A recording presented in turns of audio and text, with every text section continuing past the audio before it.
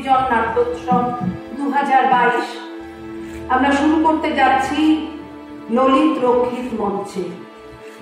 ললিতাকে স্মরণ করে এই উৎসবের সূচনা করবেন প্রখ্যাত অভিনেতা ও পরিচালক শ্রী অসিত বসু।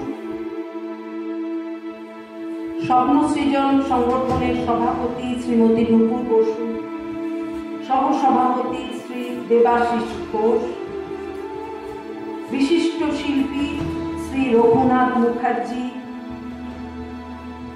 বিশিষ্ট সঙ্গীত পরিচালক শ্রী তাপস রায়।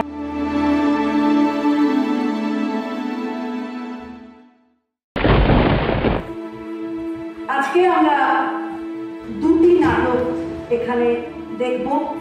নেতাজিনগর সরস্বতী নাট্যশালা নিবেদিত কাল বা পরশু, শান্তিয়া সব্যসাচী নিবেদিত অযোগ্য।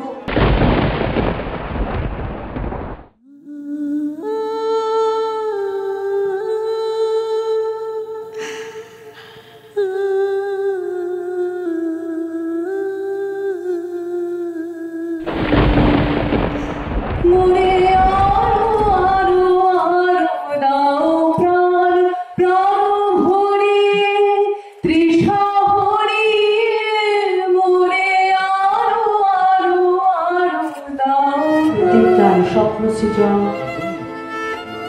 এগিয়ে যাচ্ছে।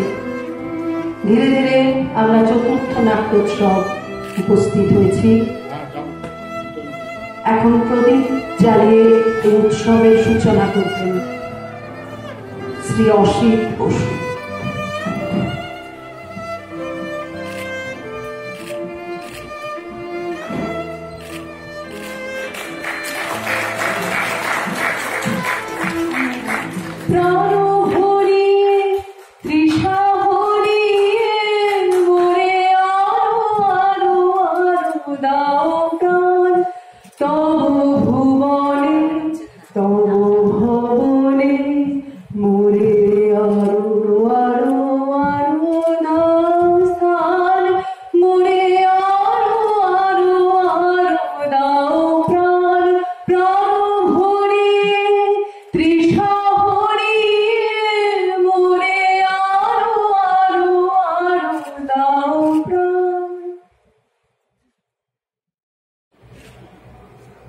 এরা কতদিন তাদের পরিসরটা পাবে,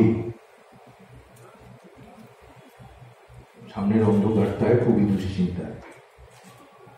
সেখানে দাঁড়িয়ে আমাদের ছেলেদের ভাবনা তারাই করেছে, অন্ধকারে একটু তো আলো জ্বালাতেই হবে, অন্ধকারের উৎস হতে উৎসাহিত আলো। আজকে সবাই উপস্থিত যারা, শ্রদ্ধেয় অসিত বসু, নুপুর বসু, তাপস রায়, রঘুনাথ মুখার্জি, দেবাশিস ঘোষ, প্রবীর ঘোষাল, সকলেই আলো জ্বালিয়ে এই অন্ধকারটা যাতে আমরা মনে থেকে এবং বাইরের থেকে মুছতে পারি আমাদের থিয়েটার দিয়ে। এবার এই উৎসবের সূচনা করে উদ্বোধনী বক্তব্য রাখবেন শ্রী অসিত বসু। ওই প্রেক্ষাগৃহে সামান্য যে কতজন বসে আছেন এবং মঞ্চের উপর যারা বসে আছেন, আমার সমস্ত প্রিয় আপন থিয়েটারের মানুষরা, প্রথমেই একটা খুব দুঃখের কথা বলি। এই উৎসব একটা অন্ধকারে আলো জেলে আলোর সূচনা করা। জানতে জানতে একটা কথা মনে হচ্ছিল, ওই ছোটবেলা একটা গান কানে আসতো, যতবার দ্বীপ জ্বালাতে যায় নিভে যায় বারে বার। সেই সূচনাটা একটু আগে এখানে দেখতে পেলাম। এটা কখনোই কাম্য নয় থিয়েটারের ক্ষেত্রে, বা কোন শিল্পী যদি আপনারা হন, আপনারা গভীরতর অন্যায় করেছেন, অপরাধ করেছেন, ক্ষমা চাই সমস্ত দর্শকদের কাছে। থিয়েটার একটা ডিসিপ্লিনের জায়গা, একটা শিষ্টাচারের জায়গা, একটা নিয়ম শৃঙ্খলার জায়গা। সেখানে যারা এই অনিয়ম সৃষ্টি করে তারা থিয়েটারের কেউ নয়। আমি স্বপ্ন সৃজন নাট্যমেলা করছে, কষ্ট করে লড়াই করে প্রথমত পৃথিবী থেকে এখন সমস্ত স্বপ্ন আস্তে আস্তে মুছে দেওয়া হচ্ছে। তারও মাঝে যে কিছু মানুষ পাগলের মতো সেই স্বপ্ন সৃজন করবার জন্য লড়েন, এটাই সবচেয়ে বড় কথা। আজ আমাদের এই মঞ্চে যা থিয়েটার হয়, তার বাইরে গোটা পৃথিবী জুড়ে অন্যরকম একটা থিয়েটার নিরন্তর ঘটে চলেছে। আমরা রাজ্যে, দেশে, গোটা পৃথিবী জুড়ে সেই বিভৎস থিয়েটারের চেহারাগুলো দেখতে পাচ্ছি, যেখানে নির্মমভাবে অবৈজ্ঞানিক চুক্তিতে মানুষকে মেরে ফেলার কল তৈরি করা হয়, মানুষকে বাঁচানোর জন্য। আমরা থিয়েটার করি, নাট্য আন্দোলন করি, নাট্য রচনা করি, নাট্য পেশ করি, মানুষের বেঁচে থাকার জন্য, মানুষের আনন্দময় জীবনের দিকে নিয়ে যাওয়ার জন্য, নিরানন্দের জন্য নয়। আমাদের সঙ্গে এত সুন্দর একটা সম্পর্ক অসিতদা আমাদের ভীষণ ভালোবাসার মানুষ। এখানে যারা আছেন তারা সবাই আমাদের খুব কাছের মানুষ। আমরা জানি, আমরা প্রথমেই বলেছি, ললিতদার স্মরণে স্বপ্ন সৃজনের এই চতুর্থ নাট্যোৎসব। শিকড় সংস্কৃতির কারিগর ললিত হাঁটতে হাঁটতে চলে যান শ্যামপুর, আন্দুল, আমতা, পাঁচলা, জগৎবল্লভপুর, বাউরিয়ার মাঠ ঘাট, কারখানায়, পথনাটক কিংবা গণনাটকের ভিড়ে। সেখানেই খুঁজে পাবেন ললিত রক্ষিতের ঘাম আর শ্রমের গন্ধ।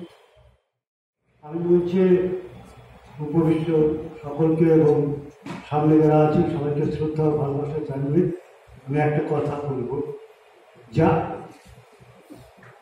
ঘুমিয়ে স্বপ্ন দেখা যায় না। ঘুমিয়ে আমরা যেটা দেখি সেটা হচ্ছে স্বপ্ন নয়, স্বপ্ন জেগে থেকে দেখতে হয়। স্বপ্ন সৃজনের এই নাট্যোৎসব আসলে আমাদের স্বপ্নগুলোকে সাজাবার একটা সুযোগ করে দেওয়া। মানুষ আসুক, নাটকগুলো দেখুক, শিল্প চর্চার মধ্যে দিয়ে আমরা স্বপ্নগুলোকে সাজাই। এটাই আমার একমাত্র কাম্য। এখন আমি স্বপ্ন সৃজনের সকলকে, আমি এই নাট্য উৎসবের আয়োজককে এবং সকলকে আমার সংগ্রামী অভিনন্দন জানিয়ে আমার বক্তব্য শেষ। মঞ্চ উপবিষ্ট প্রত্যেককে এবং সামনে যারা আছে তাদের প্রত্যেককে আমার এবং আমার ব্যক্তিগতভাবে এবং আমার দলের পক্ষ থেকে এই এই এই উৎসব সংগঠিত করার জন্য স্বপ্ন সৃজনকে অভিনন্দন, শুভেচ্ছা জানাই। মঞ্চে ভূমিষ্ঠ আমার ভীষণ শ্রদ্ধেয় কিছু মানুষ, নাট্য ব্যক্তিত্ব, আবৃত্তির মানুষ, বিভিন্ন আঙ্গিকের মানুষ, স্বপ্ন সৃজনে এবং আমার সামনে উপস্থিত দর্শক মন্ডলী। একটু আগে অসিত যেহেতু একটা কথা বলছিলেন যে আলোটাকে জ্বালিয়ে রাখাটা ভীষণ প্রয়োজন। তো এখানে হঠাৎ অন্ধকার করে দিয়ে তারপরে আলোটাকে বোধহয় জ্বালানোর একটা প্রচেষ্টা হয়েছিল। এরকম স্বপ্ন সৃজিত হোক নতুন করে, সবসময় আলো জ্বলুক, এটাই প্রার্থনা, এটাই কামনা। একটা ছোট্ট কথা বলছি যে যখন স্বপ্ন দেখি ঘুমিয়ে, তখন স্বপ্ন হয় না সত্যি এক রত্তি। জীবন তখন ঘুম পাড়িয়ে স্বপ্নকে দেয় হারিয়ে। কিন্তু স্বপ্ন যখন জাগায়, জীবনের ঘুম ভাঙায় নতুন করে জীবন তখন থাকে জেগে। ঘুমের ছুটি দুই হয়। ছুটি বলা স্বপ্ন সৃজনের সমস্ত সৃজিত স্বপ্নের পুনঃ সফল এই মধ্যে এসে পৌঁছেছেন বিশিষ্ট পরিচালক শ্রী উৎপল ফৌজদার উৎপল, অসিত বসু বিশিষ্ট অভিনেতা পরিচালককে বরণ করে নেবেন আমাদের সভাপতি শ্রীমতী নূপুর।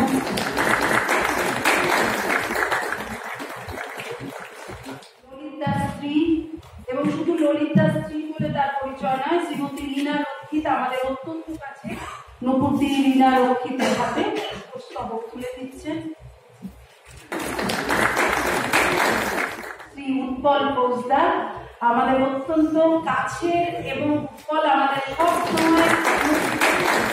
নমস্কার। স্বপ্ন সৃজনের 22-এর যে নাট্যোৎসব ললিতার নামে আমরা উৎসর্গ করেছি, তাতে আপনারা যারা এসেছেন, মঞ্চে আছেন অসিত কাকা, উৎপল, রবি, রঘুনাথ, দেবাশিস, বাপি, এরা সবাই নাটকের মানুষ এবং আমাদের প্রিয় মানুষ। তাদের আমি অভ্যর্থনা জানাচ্ছি, এবং আপনারা ছাড়া যার কিছুই আমাদের হবে না, সেই দর্শকদের আমি আহ্বান জানাচ্ছি এই উৎসব যেন সার্থক হয়। আপনারা আজকে ফিরে যাবেন, আপনারাই হচ্ছেন কি বলবো আমাদের প্রচার। আপনারা চলে গিয়ে অন্যদের বলবেন, তারপরে আবার তারা আসবে। এবং আমাদের এই কাজটাতে যারা সাহায্য করেছেন, স্বপ্ন সৃজনের সবাই এবং বিভিন্ন নাট্য দল যারা অভিনয় করেছেন তারা, এবং যারা অন্যভাবে আর্থিকভাবে সাহায্য করেছেন, তাদের সবাইকে আমার অনেক অনেক ধন্যবাদ। থিয়েটারের লোক শিক্ষে হয়, ফলে বড় হয়ে পড়েছি। রামকৃষ্ণদেব এটা বলেছিলেন। আসলে নাটক তো থিয়েটার সমাজের প্রতিচ্ছবি উঠে নিয়ে আসে মঞ্চে। নাটক শুধু বিনোদন নয়, শ্রেণী সংগ্রামের সুতীক্ষ্ণ অমোঘ হাতিয়ার। থিয়েটারে পারে সমস্ত অত্যাচার, সমস্ত স্বৈরাচারকে রুখে দিতে। আপনারা নিশ্চয়ই হিটলারের সময় জানেন, এক ভয়ঙ্কর থিয়েটার ছিলেন বাটল পেস্ট। তিনি কিন্তু দাঁড়িয়ে প্রতিবাদ করতেন। আমি আর বলতে চাই না, কারণ এক্ষুনি শুরু হবে। শুধু আমি একটা জিনিস বসে বসে লিখেছিলাম, নতুন পালা। আমরা তো অপেক্ষায়, দুঃস্বপ্নের নগরীতে বাস আমাদের। ঝড় উঠেছে, ঝড় আসুক, ঝড় নতুন করে তিতাসের জলে। ওই শোনো মানুষের কল্লোল, লোহার নুপুর ছিঁড়ে ফেলো, বাজাও বিষের বাঁশি। আর কতদিন স্ফুলিঙ্গ ঢুক জ্বলে, চলো যাই সূর্য শিকারী। ডিঙা ভাসাও ওগো চাঁদ বণিক। প্রস্তুত আছে রঙ্গালয়, আলো, দৃশ্য, সজ্জা, শব্দ, কুশীলব, দর্শক। এবার শুরু হোক নতুন করে দিন বদলের পালা। আমি মারের সাগর পাড়ি দেব, ভীষণ ঝড়ের বাই আমার ভয় ভাই নাই। আমি মারের সাগর পাড়ি দেব, মা হই বাণীর ভরসা নিয়ে, ছেঁড়া পাবে বুক ফুলিয়ে। তোমার ওই পারে যাবে করি ছায়া বটের ছায়। আমি মারের সাগর পাড়ি দেব।